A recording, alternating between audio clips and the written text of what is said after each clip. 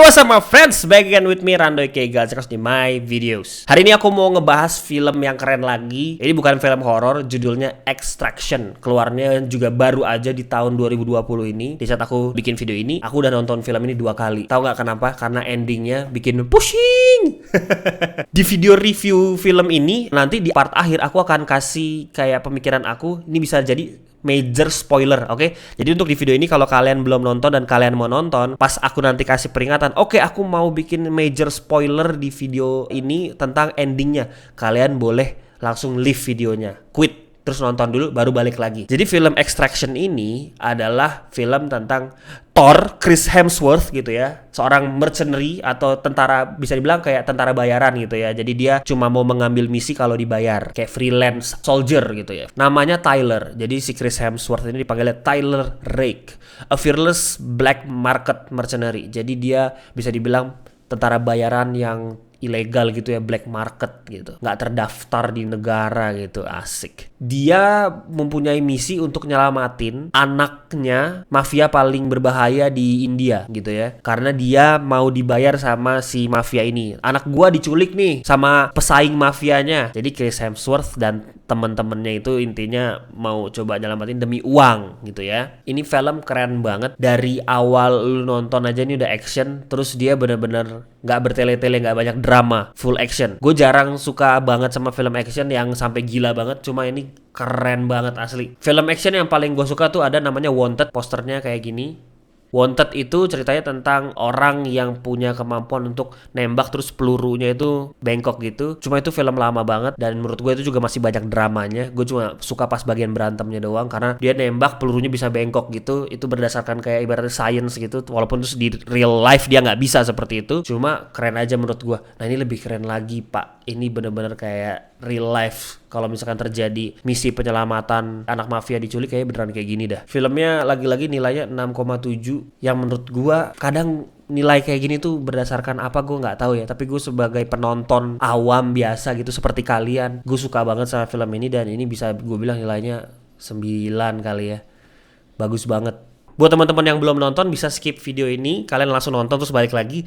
Buat teman-teman yang udah nonton, ini film endingnya itu agak sedikit membingungkan. Oke, jadi gue mau ngomong, oke ini bakalan major spoiler. Intinya setelah misi penyelamatan tersebut ya kan, setelah selesai gitu ya, di akhirnya si Chris Hemsworth nih ketembak gitu. Ini spoiler nih ya.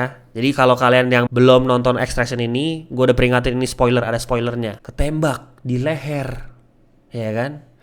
Terus dia nyebur ke danau, ke sungai, sorry. Nah pertanyaannya, apakah si Chris Hemsworth ini meninggal dunia atau enggak? Karena di akhir video pas Ovi-nya udah ngikutin si Chris Hemsworth yang pertama nyebur di danau itu kan, dia kan kayak bersila gitu kan. Si Ovi anak India yang udah diselamatkan itu juga kayak di kolam renang dia bersila gitu di dalam air gitu ya. Pas dia keluar ada sosoknya blur gitu kan. Itu si Chris Hemsworth atau bukan? Pertanyaannya. Atau orang yang mirip Chris Hemsworth? Pas gue baca-baca, ternyata endingnya itu untuk kita punya kesimpulan ending sendiri. Kalau di pikiran kita Chris Hemsworth-nya mau masih hidup, boleh aja ya, berarti itu Chris Hemsworth yang masih hidup entah gimana. Setelah dia ditembak di leher, di scene-scene terakhir, terus dia nyebur ke sungai, dia selamat gitu ya. Dan dia datang ngejenguk si Ovi, anak yang dia selamatkan, yang dia anggap kayak anaknya sendiri. Atau bisa dibilang kayak dia sayang sama anak ini gitu ya. Dia jenguk tuh anak yang udah diselamatin. Bisa juga itu bukan Chris Hemsworth, tapi adalah orang yang mirip Chris Hemsworth. Karena kan si Ovi ini kan orang kaya, anak dari mafia yang tajir. Bisa jadi dia kayak punya asisten atau bodyguard karena dia pernah diculik kan. Jadi dia dicariin bodyguard yang juga badannya keker kayak Chris Hemsworth gitu intinya. Bisa juga gitu kalau kalian mau berpikir seperti itu. Atau yang ketiga, bisa juga itu adalah hantu atau bayang-bayang dari Chris Hemsworth yang sudah meninggal gitu ya, mendiang Chris Hemsworth itu di film itu, yang terus menjaga si Ovi ini, si anak India ini. Kemanapun si Ovi pergi, bayang-bayang atau roh atau spirit dari si Tyler, which is Chris Hemsworth, akan menjaga dia kemanapun dia pergi. Ada sebuah artikel gitu gue baca, dibenarkan. Terserah kalian mau pikir apa. Itu bisa, yang pertama bisa. si Tylernya Chris Hemsworthnya masih hidup bisa, Chris Hemsworthnya udah meninggal bisa, atau itu bukan Chris Hemsworth tapi orang lain gitu ya. Jadi tiga-tiganya bisa. Cuman kata si penulis dari cerita ini, dia awalnya bikin memang rencananya maunya si Chris Hemsworth itu untuk di akhirnya meninggal gitu.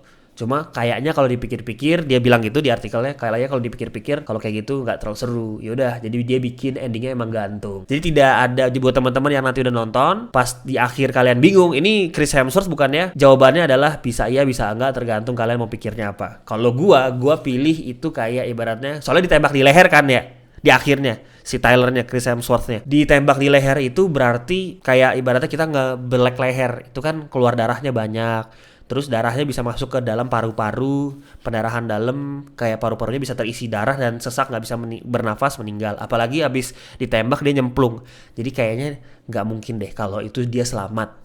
Bisa jadi itu adalah bodyguard atau bayang-bayang Chris Hemsworth. Aku lebih pilih itu kayak bayang-bayang Chris Hemsworth yang selalu menjaga. Karena si Ovi ini, anaknya ini, di beberapa scene, si Ovi itu selalu bilang kayak, do you trust him? Gitu kan, si asistennya tanya, do you trust si Chris Hemsworth? Do you trust him? Percaya nggak sama si Chris Hemsworth? I trust him gitu, dia percaya. Jadi si Ovi kayak punya bond bahwa oh ini guardian gua, ini bodyguard gua, ini penjaga gua. Sehingga Bond itu namanya anak kecil kan, dia nggak bisa lepas dari bayang-bayang seorang ayah, bukan ayah ya, maksudnya kayak caregiver. Pernah nggak sih denger cerita anak yang lebih sayang sama asisten rumah tangga yang merawat dia atau babysitternya? Karena memang seorang anak itu kalau misalkan diberikan cinta kasih atau perhatian yang lebih daripada orang tuanya, karena orang tuanya si bapaknya si anak ini di penjara, dia jadi care banget sama orang itu, ya kan? Jadi menurut gua kesimpulannya, ending dari film Extraction ini,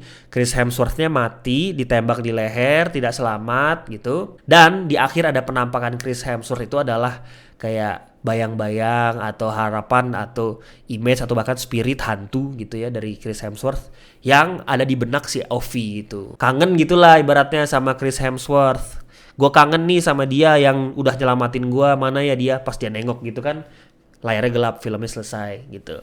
Kalau dilanjutin mungkin kayak pas dia nengok, set, pas ada bayangannya gini, dia nengok, set, bayangannya hilang. Terus dia bilang gini, ternyata itu hanya bayang-bayangku saja. Gitu, kalau menurut gua. Terserah kalian mau berpendapat apa, kalian tulis di komen. Selamat menonton buat yang belum nonton. Tapi kalau misalkan kalian belum nonton dan kalian udah denger barusan gua ngomong spoilernya, masih bisa kok nonton. Jadi kalian bisa tahu juga, karena perjalanan dari awal film ke akhir filmnya itu benar-benar seru banget. Ya, jangan lupa dikasih like, komen, dan subscribe. Nonton Extraction, ini juga salah satu film yang keren di masa pandemik ini, di masa lockdown. Bagus banget untuk ditonton sama keluarga, temen, pacar. Nontonnya di mana? Kalian cari tahu sendiri di Google. Besok-besok kalau ada film bagus lagi, gue akan sharing lagi ya. Last but not least, keep a smile on your face and I will see you guys in the next video. Cheers.